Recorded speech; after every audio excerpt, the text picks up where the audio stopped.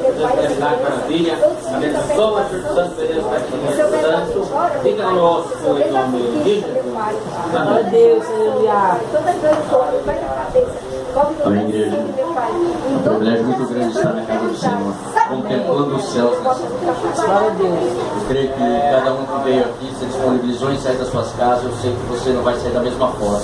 Amém. Você vai sair daqui transbordando e pairando nas asas do Espírito.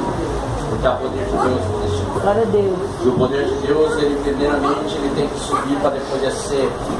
E quando Deus recebe um louvor que vem de coração, e quando Deus recebe uma ministração que vem do trono de Deus, Ele recebe essa ministração com um cheiro suave, assim como um incenso à vagina dele. Porque Ele sabe que Ele está à procura de verdadeiros adoradores que o adorem em espírito e em verdade. Eu louvo a Deus pela vida da irmã Mar, por ter trazido esses jovens. Eu abençoo a vida de vocês em nome de Jesus. Amém. Vocês nunca venham se desviar dos caminhos do Senhor, mas que venham permanecer naquilo ao qual vocês também foram chamados. Glória a Deus. Amém? Salmos 37. Toda honra e glória seja dada ao Cordeiro de Deus. Somente Ele é grande, nós apenas servimos. O trabalho do servir, o garçom ele serve o cliente. Então nessa noite, Deus, o Senhor, Ele é o cliente, nós somos garçons. E qual é o requisito de um garçom? Veste branca e óleo sobre a cabeça. Esses são os requisitos do garçom que serve a Deus. Ele recebe banquetes, e banquetes que vêm da parte de Deus, é lançado sobre a igreja. E a igreja recebe e sai fortalecida, porque compreende a palavra. Nessa noite eu quero pregar algo sobre obediência, quero falar algo sobre dependência. O que é depender e como viver uma vida na presença de Deus. Salmos 37. Toda honra e glória seja dada a ti, Senhor. Amém, Jesus, aleluia. Salmos. Toda honra e toda glória seja dada ao Cordeiro de Deus. Conforme foi dito nessa noite, eu tenho esse dom que Deus me deu, que é de memorizar versículos e capítulos. É um privilégio da parte do Senhor. Isso eu percebi há uns 2, 3 meses, quando eu me converti. Eu percebi que eu guardava versículos e mensagens, e pregava e eu ficava arquivando. Puxa vida, a gente tem um cartão de memória. E a nossa mente, eu vou ter que falar uma coisa: se você colocar em prática ela, vira rotina isso. Deus é maravilhoso. Salmo 37, versículo 5.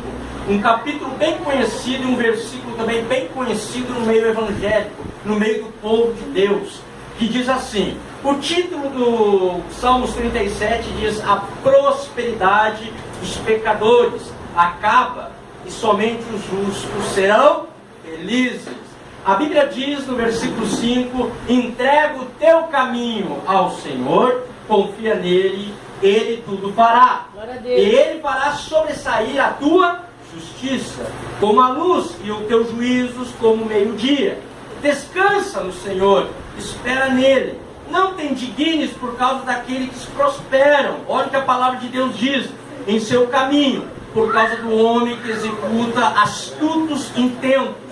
No versículo 8 diz: deixa a ira e abandona o furor. Não te indignes para fazer o mal, porque os malfeitores serão desarraigados, mas aqueles que esperam no Senhor herdarão a terra. Pode assentar, fechando a sua Bíblia.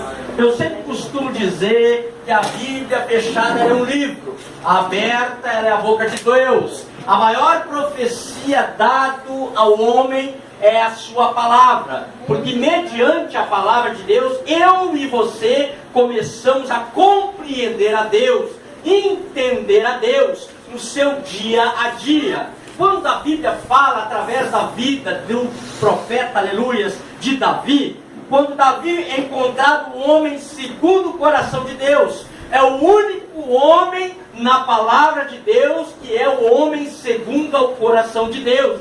A Bíblia diz que Davi, aonde ele andava, Deus os guardava. E isso eu digo para a igreja também. Aonde você ir, eu tenho a certeza absoluta que a mão do Onipotente, ela sobrecai sobre você. Porque você não é uma pessoa comum.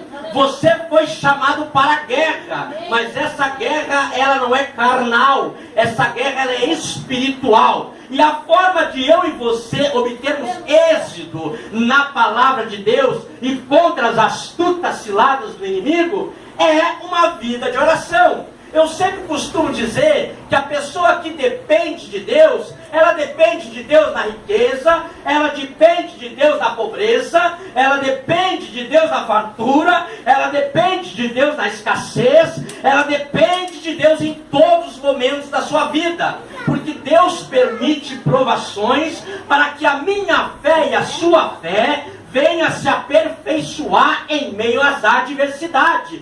Deus me leva a um homem chamado Saulo, antes da sua conversão. A Bíblia diz que havia um homem chamado Estevão, e Estevão era cheio do Espírito Santo. A Bíblia diz que aonde ele andava, as demais pessoas que não tinham entendimento da palavra, e não compreendiam o que é o céu, sentia raiva de Estevão, porque o que estava com ele incomodava. E eu estou dizendo para a igreja nessa noite, não se preocupe que o mundo se levantar contra a tua vida. Existe um Deus, e Ele trabalha em favor daqueles que nele esperam. E trabalhar de Deus é totalmente diferente do trabalhar do homem. O trabalhar do homem se complementa em Jeremias, no capítulo 17:5. A Bíblia diz e condiz assim: maldito o homem que confia no homem e faz do seu braço a sua força. Mas o Salmo capítulo 1 diz que bem-aventurado é o homem que não se assenta na roda dos escarnecedores,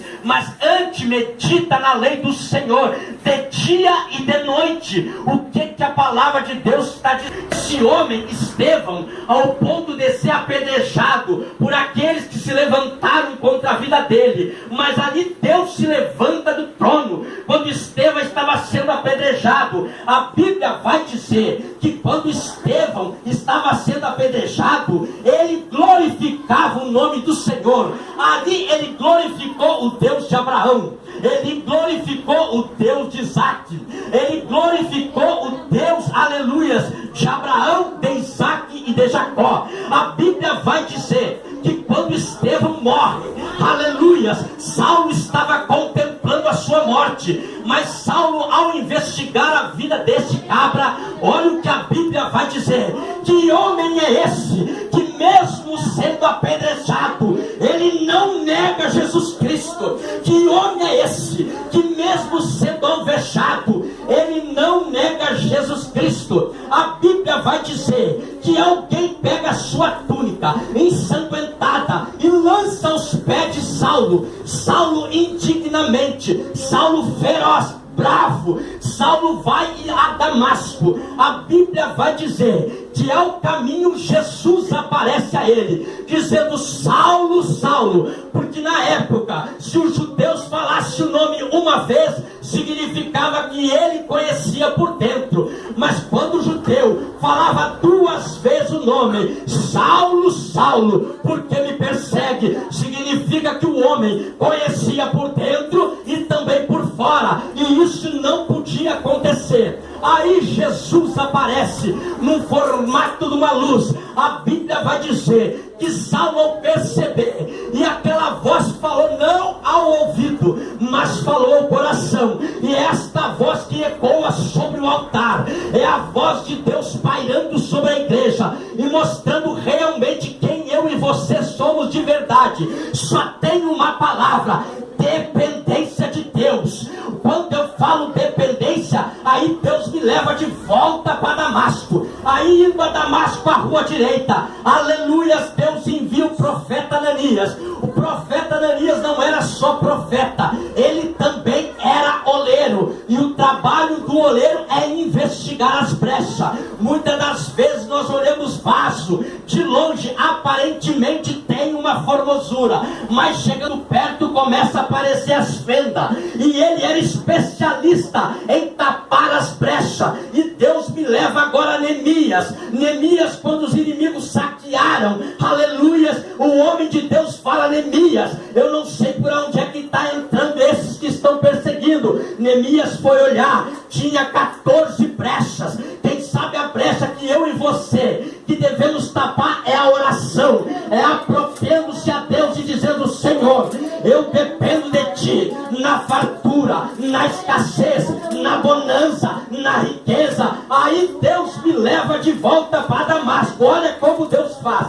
Aí Saulo, ele fica cego, porque cego ele já estava. Olha o que acontece com esse cabra. A Bíblia vai dizer que Deus envia ele para um nome chamado Judas, um homem à rua direita. A Bíblia vai dizer, muitos pregadores pregam errado, diz que Saulo caiu do cavalo. Saulo não andava de cavalo. A mesma coisa alguns pregadores também pregam, que Elias subiu numa carruagem de fogo. A minha Bíblia não diz isso. A minha Bíblia vai dizer que Elias subiu num redemoinho. Aleluias. Aí olha o que a Bíblia vai dizer, que Saulo fica por 3 dias. Olha o que a palavra de Deus diz. Ananias, o homem que foi levantado por Deus, quando Deus fala a Ananias, olha o que Ananias diz: mas eu não vou lá, Jesus.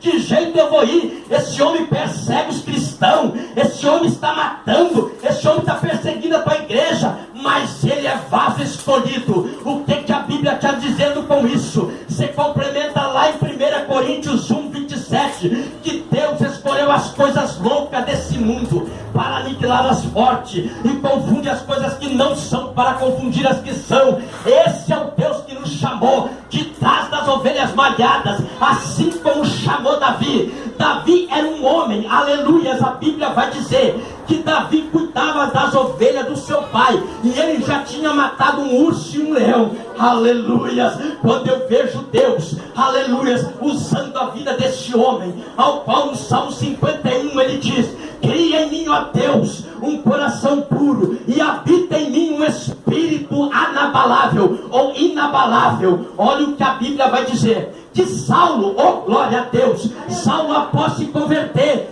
Deus envia ele por 3 anos ao deserto. Portanto, o Novo Testamento, escute, igreja, o Novo Testamento, a metade do Novo Testamento quase foi escrita por Paulo. E olha quem era Saulo. Saulo perseguia a igreja, mas agora aquele que perseguia é perseguido. Significa o que, igreja? Que eu e você vamos ser perseguidos também. Significa o que, igreja? Que o mundo com certeza vem contra a casa de Deus, porque a Bíblia diz que luz com trevas não dão certo. Mas nós, como sal da terra e luz do mundo, temos o dever de pregar o Evangelho a esses também, que estão atrás das ovelhas malhadas, e que Deus tem um propósito. A Bíblia vai dizer que Saulo se converte e foi o segundo maior pregador da palavra de Deus, porque primeiro foi Jesus de Nazaré, primeiro